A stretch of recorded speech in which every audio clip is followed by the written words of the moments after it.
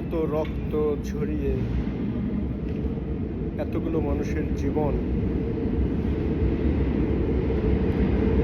উপর আপনারা দাঁড়িয়ে যে প্রতিজ্ঞা করেছেন দেশ এবং দেশের মানুষের জন্য আপনারা কাজ করবেন, যে স্বপ্ন আপনারা নিয়ে ক্ষমতায় এসেছেন, তার কতগুলি আপনারা আসলে বাস্তবায়ন করেছেন বা কেন করতে পারছেন না, জনগণের কাছে সেগুলো আপনাদের উন্মোচন করা উচিত।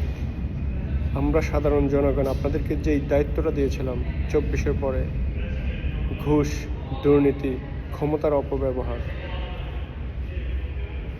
হিংসা, প্রতিহিংসা, কতটুকু আপনারা পেরেছেন এই দেশের সাধারণ জনগণকে তাদের,